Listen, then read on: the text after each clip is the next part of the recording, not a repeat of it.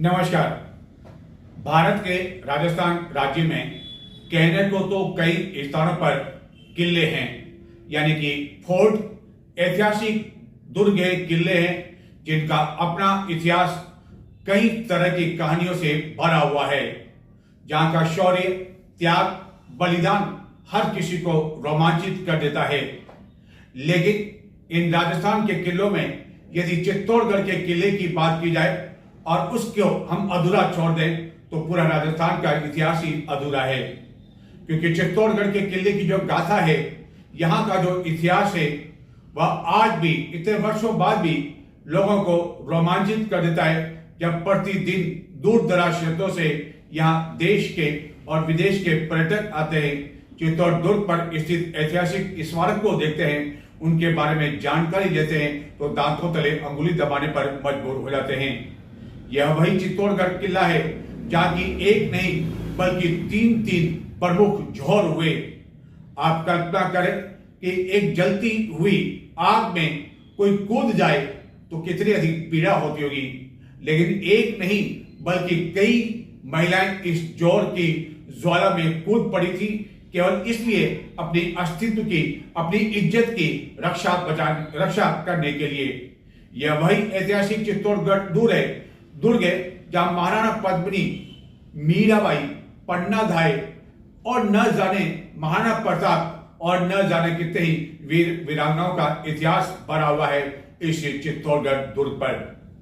चित्तौड़गढ़ दुर्ग आने के लिए कई पर्यटक सोचते हैं, कई तरह के उनके मन में विचार होते हैं कि आखिरकार चित्तौड़गढ़ दुर्ग कैसे पहुंचाया जाए, कौन सा पास में हवाई अड्डा है, रेलवे स्टेशन से सभी तरह की सुविधाएं मिलती है या नहीं, बस स्टैंड पर सुविधाएं मिलती है या नहीं, और चित्तौड़गढ़ शहर से ऐतिहासिक दुर्ग कितना दूर है और कैसे जाया जा सकता है। तो आज हम आपको हमारे इस विशेष बुलेटिन में बताते हैं कि चित्तौड़गढ़ आने वाले पर्यटक किस तरह कर सकते हैं चित्तौड़गढ़ दुर्ग की यात्रा। वैसे तो पूरे वर्ष चित्तौड़ दुर्ग पर पर्यटकों का तांता लगा रहता है, लेकिन 2-3 दिन ऐसे हैं, उन दिनों में यदि आप यहाँ नहीं आए तो अच्छा है। चित्तौड़गढ़ और मेवाड़ में बनाई जाती है हरियाली अमावस्या। जी हाँ, बारिश के आसपास यह हरियाली अमावस्या मनाई जाती है और इसलिए मनाई जाती है कि चारों ओर जब हरियाली छा जाती है तो लोग उस खुशी में हरियाली अमावस्या का पर्व मनाने आते हैं। और इस दिन चित्तौड़ दुर्ग पर हजारों की संख्या में लोगों के आने की वजह से यह रास्ता सभी के लिए आवागमन की दृष्टि से वाहनों के लिए बंद कर दिया जाता है, यानी कि आप पैदल ही चित्तौड़ दुर्ग पर जा सकते हैं और वह आपके लिए मुश्किल हो सकता है। चित्तौड़गढ़ दुर्ग पर प्रतिवर्ष जौहर मेले का आयोजन किया जाता है। यह मार्च या अप्रैल में तिथि के अनुसार आयोजित किया जाता है। चित्तौड़गढ़ में जितने भी बलिदान हुए वीर वीरांगनाओं को श्रद्धांजलि देने के लिए यह जौहर मेले का आयोजन किया जाता है और उस दिन भी आपको परेशानी हो सकती है, तो उस दिन भी आप अपना कार्यक्रम नहीं बनाएं तो अच्छा है।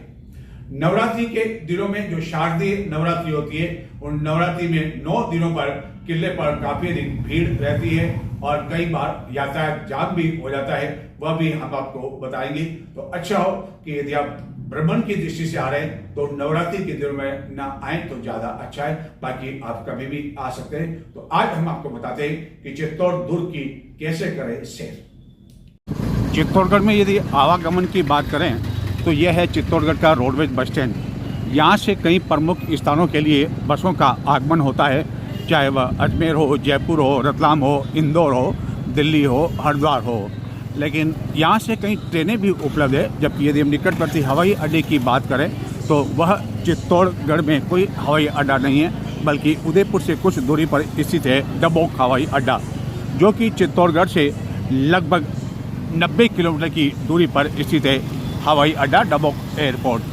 बाहर के जो विदेशी पर्यटक है वह उसी स्थान से आते हैं। यह है चित्तौड़गढ़ का रोडवेज बस स्टैंड। यह है चित्तौड़गढ़ का गंभीरी पुलिया।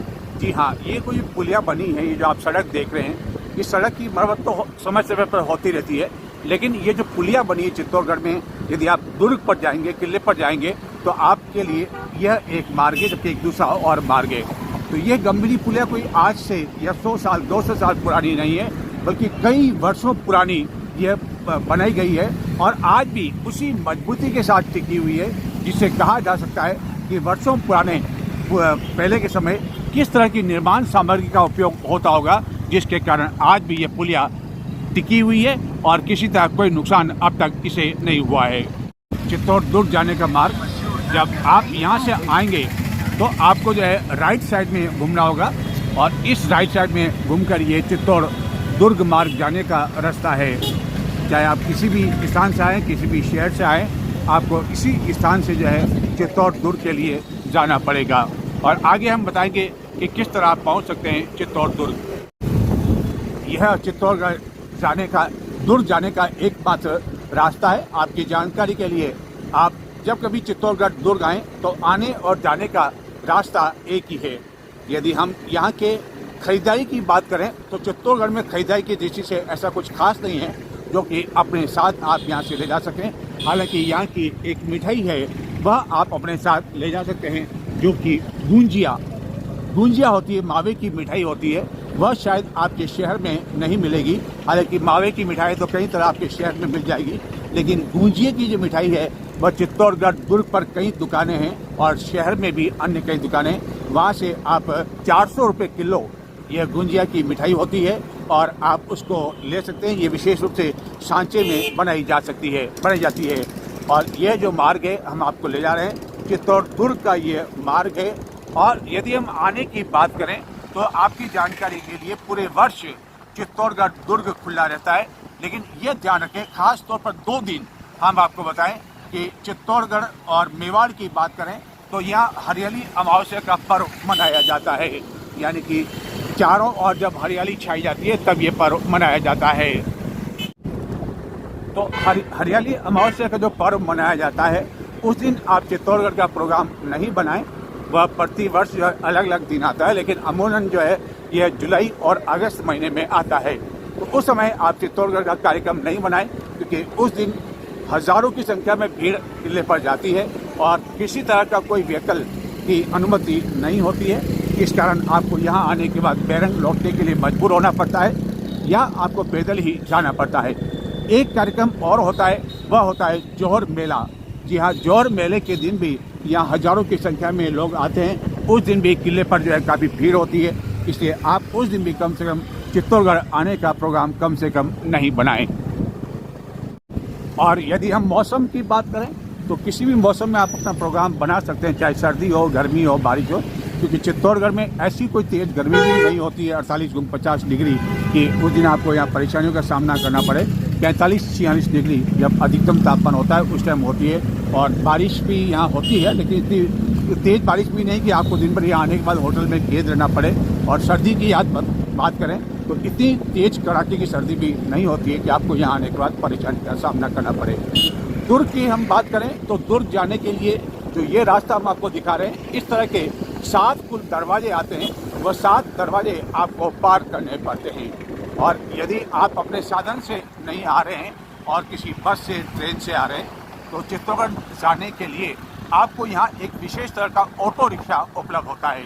इस ऑटो रिक्शा में एक साथ 6 जने बैठ सकते हैं और इन 6 जने जो बैठ सकते हैं, ऑटो रिक्शा का जो किराया होता है वह 400 से लेकर 500 रुपये होता है, जो कि आपको लगभग 2.5-3 घंटे तक जो दुर्ग के विभिन्न स्मारक है, महत्वपूर्ण स्मारक है, वह आपको जो है घुमा देते हैं। यह इस तरह का ऑटो रिक्शा यह आपको यहाँ मिल जाता है, जहाँ तक मिल जाता है वो आपको जो है यहाँ पर दिखा देता है। ये जो आप जो यहाँ के जो ऐतिहासिक दीवारें देख रहे हैं, ये आपको हर मार्ग पर देखने को मिलेगी, हर पूरे दुर्ग पर देखने को मिलेगी।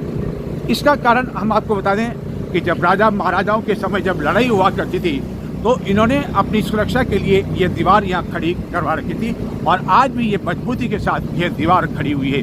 नीचे से यदि कोई दुश्मन आता था तो ऊपर से भाले, बंदूक आदि का उपयोग, जो आप ये छेद देख रहे हैं, खाने देख रहे हैं, उसमें उपयोग किया जाता था ताकि दुश्मन जो है ऊपर दुर्ग की चढ़ाई नहीं चढ़ सके। तो ये दुर्ग का मार्ग है। और चित्तौड़गढ़ से यदि हम बात करें, शहर से बात करें, तो 7 किलोमीटर की ये दूरी पर स्थित है, यानी कि पहाड़ी पर बना हुआ है चित्तौड़गढ़ का दुर्ग। एक समस्या आपको हो सकती है कि चित्तौड़ दुर्ग पर किसी भी मोबाइल नेटवर्क का टावर आसानी से नहीं मिलता है, कुछ परेशानी आपको हो सकती है। अब यदि आप टिकट की बात करें तो चित्तौड़गढ़ दुर्ग पर जाने के लिए किसी तरह का कोई टिकट नहीं है, लेकिन दो जो स्मारक है, विजय स्तंभ और पद्मणी का महल, यदि आप देखना चाहते हैं तो उसके लिए आपको टिकट लेना होगा। और पार्किंग का शुल्क की बात करें तो कुल 40 रुपये पार्किंग का शुल्क है, जिसके तहत आप किसी भी स्थान पर अपने वाहन को खड़ा कर सकते हैं। अलग अलग आपको पार्किंग देने की शुल्क देने की आवश्यकता नहीं है। कुल ही 40 रुपये का शुल्क होता है। आप वाहन की पार्किंग किसी भी स्थान पर खड़े कर सकते हैं। एक बार पुनः आपको बता दें कि इस तरह के ऑटो रिक्शा यहाँ चलते हैं, जो कि 400 से 500 रुपये कुल 6 सवारियों के लेते हैं। मैंने प्रवेश शुल्क की बात कही, तो आप जब दुर्ग पर पहुँचते हैं तो यह टिकट विंडो है और ये टिकट घर है, टिकट खिड़की है। आपको यहीं से टिकट लेना होगा, उसके बाद आपको आगे जाना होगा। लेकिन आप ऑनलाइन टिकट की भी बुकिंग करवा सकते हैं। और सबसे पहले आप जब दुर्ग पर आते हैं तो यहाँ जो आप भीड़ देख रहे हैं वो यहाँ का व्यू पॉइंट, यानी कि यहाँ आप आते या जाते समय देख सकते हैं। लोग बड़े लोग हैं, लोग चित्तौड़गढ़ का नज़ारा आपको यहाँ से देखने को मिलेगा कि कितना चित्तौड़गढ़ का नज़ारा शाम के समय बहुत ही अच्छा लगता है। यहाँ का नज़ारा चारों ओर शहर पूरा दिखाई देता है और अलग अलग स्मारक है। और यह वह स्मारक है जहाँ फिल्म पद्मावत की शूटिंग हुई थी और यहाँ जो है सलमान खान आए थे कुछ घंटों के लिए और इसी स्थान पर फिल्म पद्मावत की शूटिंग हुई थी। तो ये जो है इस स्थान को भी आप अवश्य देखें। यदि आप शाम के समय आते हैं तो यह है लाइट एंड साउंड।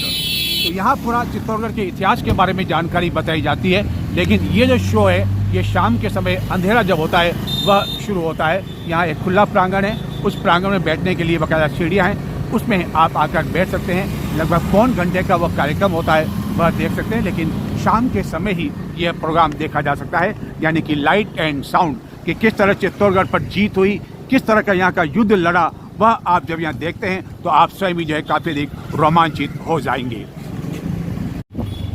चित्तौड़गढ़ दुर्ग भ्रमण के लिए आप आ रहे हैं तो आपकी जानकारी के लिए हम ये अवश्य बता दें कि चित्तौड़ दुर्ग पर और दुर्ग के नीचे भी हैंडीक्राफ्ट की कई दुकानें हैं। जब आप भ्रमण के लिए आएंगे तो आपके वाहन के आगे पीछे कई ऐसे लोग घूमने लगेंगे जो अपने आप को गाइड बताएंगे।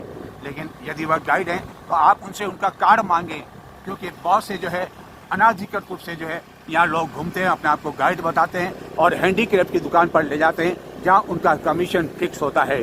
लेकिन जहाँ सामान जो मिलता है वहाँ पे उसके लिए आप खरीदारी नहीं करें। ऐसा ना हो कि आपको चित्तौड़गढ़ से जाने के बाद, कुछ सामान लेने के बाद, अपने घर जाने के बाद पछताना पड़े और आप चित्तौड़गढ़ के बारे में पूरी जो है यादें लेकर जाएं। इसलिए हैंडीक्राफ्ट की दुकानों पर आप नहीं जाएं तो अच्छा है, क्योंकि कोई ऐसा सामान नहीं है यहाँ का। सभी सामान बाहर से आता है और अलग अलग आपको गुमराह किया जाता है, गलत जानकारी दी जाती है कि ये उस तरह की साड़ी है, उस तरह की साड़ी है, लेकिन ऐसा कुछ नहीं होता है। आपको पछताना ही पड़ेगा और जहाँ तक हो सके आप दलालों के चक्कर में न पड़ें। और जो गाइड हैं, यदि आपको इतिहास के बारे में जाननी है तो आप उस गाइड के बारे में जानकारी अवश्य लें, उसका कार्ड देखें, उसके बाद ही जो है आप उसके साथ जो है जा सकते हैं। और गाइड का जो टिकट है वह करीब 200 रुपये है और आप उसमें मोल तोल करें तो वह आपको और कम रेट पर जो है दिखाने के लिए तैयार हो जाएगा। लेकिन उसके साथ आप हैंडीक्राफ्ट की दुकान पर कतई नहीं जाएं। यह ऐतिहासिक दुर्ग है, चित्तौड़गढ़ है, और हम जहाँ आए हैं ये गौमुख कुंड है। इस गौमुख कुंड में आपने देखा होगा एक गाय का मुंह है। इस गाय के मुंह में से पानी जो आ रहा है वो पानी कितने सालों से आ रहा है, कितने राजा मर गए, कितने महाराजा मर गए, सब कितनी रानियां मर गई, सबका जोर हो गया। लेकिन आज दिन तक कोई पता नहीं लगा पाया कि ये जो गौमुख कुंड है उसमें से पानी कहाँ से आ रहा है। आज तो पानी का संकट इतना है कि पानी को लेकर लड़ाइयाँ होती है। घर घर में बाल्टियाँ की जो है जोर से बर्तन की आवाज़ आती है, बाहर तक भी आती है, क्योंकि पानी का बहुत संकट है। लेकिन ये जो गौमुख कुंड है यहाँ पानी का संकट कभी नहीं हुआ। कितने कितने बड़े वैज्ञानिक आ गए, उन्होंने इसकी खोज की, लेकिन खोज करने के बावजूद इसका पता नहीं लगा पाए कि ये पानी कहाँ से आ रहा है। और कई लोग आते हैं जो अपने आपसे दुख होते हैं, कोई अपनी प्रेमिका से दुखी होता है, कोई औरत से दुखी होता है, वो अपनी यहाँ के समाधि भी लेता है। कितने लोगों की यहाँ बहुत भी हो चुकी है, लेकिन आप ऐसा न करें क्योंकि आप बहुत अच्छे करके लग रहे हैं। तो हम चलते हैं आगे, दिखाते आपको नई जगह। चलिए अपने साथ। चट्टान के बने गौमुख से प्राकृतिक जल एवं भूमिगत जल निरंतर झरने के रूप में एक शिवलिंग पर गिरता रहता है और इस कुंड की धार्मिक महत्ता भी है, जिसे पवित्र तीर्थ के रूप में भी माना गया है। चित्तौड़ दुर्ग भ्रमण के दौरान आपको बड़ी संख्या में यह बंदर भी देखने को मिल जाएंगे, जो कि हनुमान की सेना मानी जाती है। लेकिन आप इनके साथ छेड़छाड़ नहीं करें और इनके साथ आप फोटो भी खिंचवा सकते हैं। चित्तौड़गढ़ को पहले चित्रकूट के रूप में माना जाता था, जिसने समूचे भारत के सम्मुख शौर्य, देशभक्ति एवं बलिदानों का अनूठा उदाहरण प्रस्तुत किया, जिसका नाम लेते ही प्रत्येक स्वतंत्रता प्रेमी संसारवासी का मस्तक श्रद्धान्वित होना स्वाभाविक है। यह वही पवित्र भूमि है जिसका कण कण महाराणा प्रताप से वीर, भामाशाह से दानवीर देशभक्त, मीरा सी भक्त और कर्णावती सी पवित्र बहनों की गाथा सुनाता है।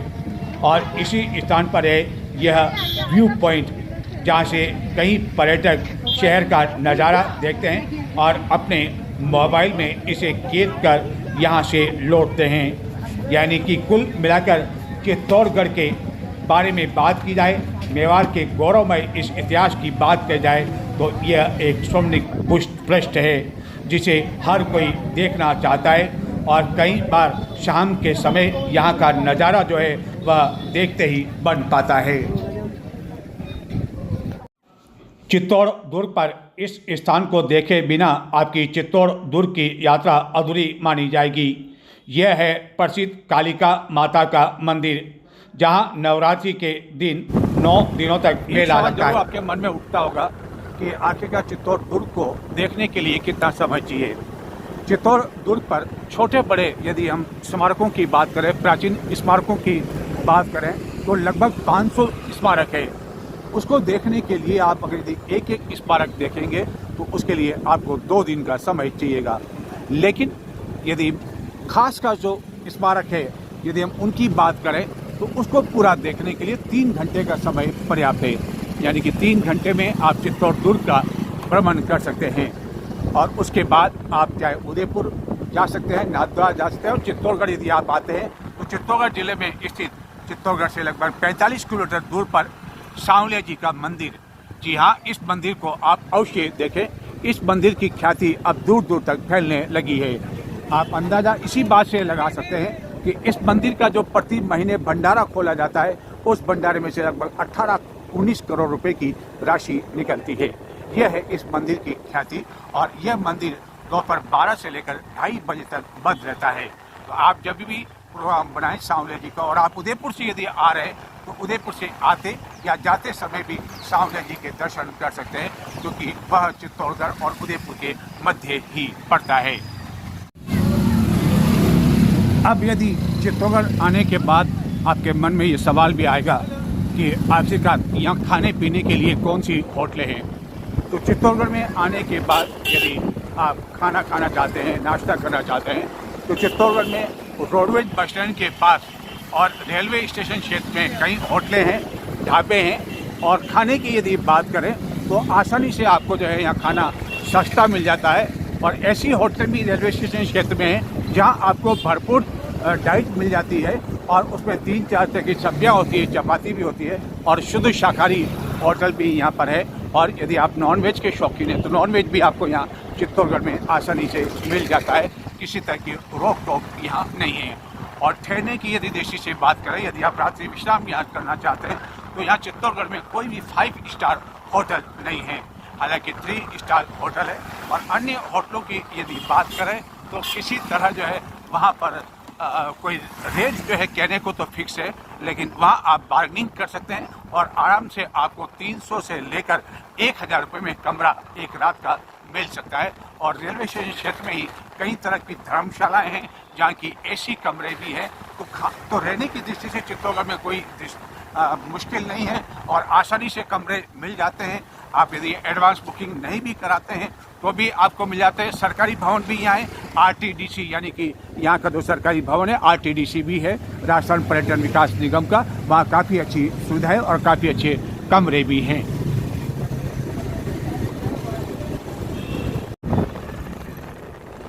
और चित्तौड़गढ़ यदि आप अपने साधन से नहीं आ रहे तो हमने पहले बताया कि यहाँ विशेष पे ऑटो रिक्शा चलते हैं। 400 से लेकर 500 रुपये उनका किराया होता है, जिसमें अधिकतम 6 जाने बैठ सकते हैं। और इसके अलावा चित्तौड़गढ़ में आपकी जानकारी के लिए ओला या उबेर की सुविधा हाल फिलहाल नहीं है, लेकिन जो निजी टैक्सियाँ हैं उसमें आप जा सकते हैं, जो कि रेलवे स्टेशन के बाहर निकलते ही आपको टैक्सी स्टैंड मिल जाएगा। और चित्तौड़गढ़ में रोडवेज बस स्टैंड के बाहर टैक्सी स्टैंड है, वहाँ से आप चित्तौड़ दुर्ग या आसपास भी आपको घूमने के लिए जाना है तो वहाँ से आप टैक्सी ले सकते हैं। और टैक्सी की यदि हम बात करें, किराए की बात करें, तो अलग अलग टैक्सी के अनुसार 10 से लेकर 15 रुपये प्रति किलोमीटर के अनुसार किराया है। और फिक्स किराए पर भी चलती है, यानी कि आप फिक्स कर लें तो भी आप उन कारों में सफ़र कर सकते हैं। लेकिन अच्छा हो कि यदि आप अपना वाहन लेकर आते हैं तो आपको चित्तौड़गढ़ के आसपास के जो स्थान हैं, जैसा कि मैंने आपको पहले बताया, सांवलिया जी जो मंदिर है उसके कुछ ही दूरी पर शनि मंदिर है, जिनमें शनि भगवान की जिसमें आस्था है। वहाँ का एक ऐसा मंदिर है जहाँ जो मूर्ति है वहाँ स्थापित नहीं की गई थी, बल्कि स्वतः ही प्रकट हो गई थी। तो ऐसा शनि मंदिर भी जो है सांवलिया जी मंदिर से महज कुछ दूरी पर स्थित है। और यह जो है चित्तौड़गढ़ का बाजार है। हम कुछ बाजार आपको और दिखाते हैं चित्तौड़गढ़ के बाजार। एक बार पुनः आपको बता दें कि खरीदारी की दृष्टि से ऐसा कुछ नहीं है कि आप यादगार वस्तु के रूप में यहाँ से ले जाएं, लेकिन चित्तौड़गढ़ का विजय स्तंभ जो है उसका मोमेंटो यहाँ मिलता है, तो वह आप ले जा सकते हैं, अपने ड्राइंग रूम में इसको सजा सकते हैं और आपको याद रहेगा कि आप चित्तौड़गढ़ भ्रमण करने के लिए गए थे।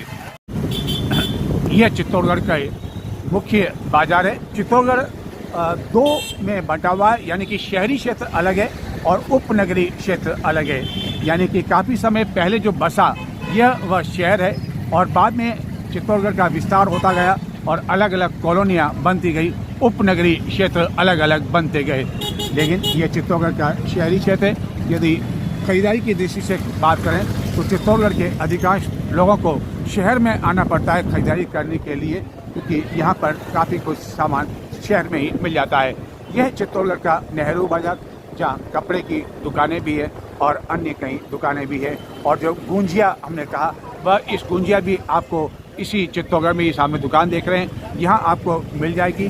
किला रोड पर भी दुकानें हैं और चित्तौड़गढ़ का जो धार्मिक स्थल है उसमें से एक धार्मिक स्थल यहाँ पर है, दरगाह है और मंदिर चित्तौड़गढ़ में काफ़ी हैं। उन मंदिरों में भी आप दर्शन कर सकते हैं। और दुर्ग का जो प्रसिद्ध कालिका माता मंदिर है उसके बारे में हम आपको बता चुके हैं कि उसकी ख्याति तो पूरे देश में दूर दूर तक है। यह है चित्तौड़गढ़ का मुख्य सब्जी मंडी मार्ग, यानी कि इसी मार्ग पर स्थित है मुख्य सब्जी मंडी।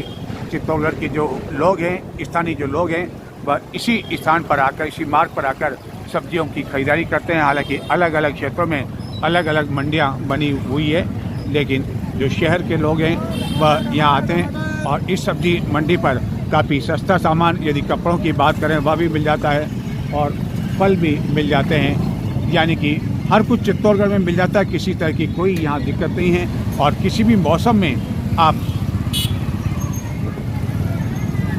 चित्तौड़गढ़ भ्रमण के लिए आ सकते हैं।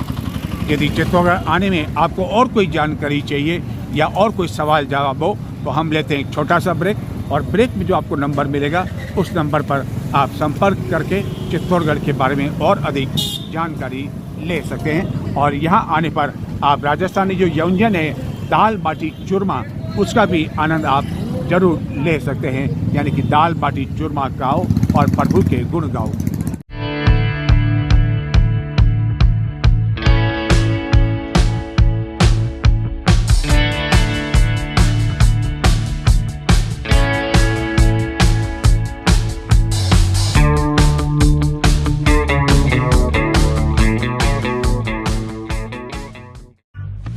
World class safety, world class water hygiene, world class rides तैयार हैं।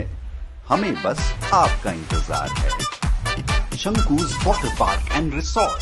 6, 5, 4, 3, 2,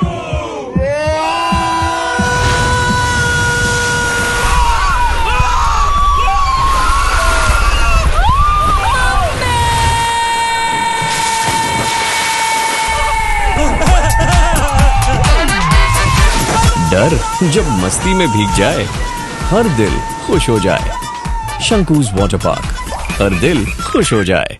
अच्छी वाली लेना, बिल्कुल भी ब्लर मत करना। पकड़ो पकड़ो पकड़ो, परफेक्ट।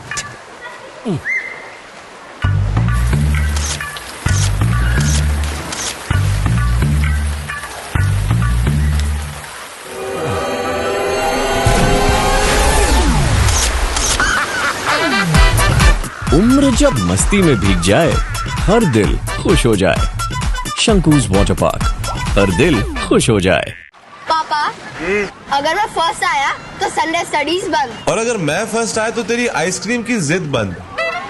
और अगर मैं फर्स्ट आई तो करेले की सब्जी चालू।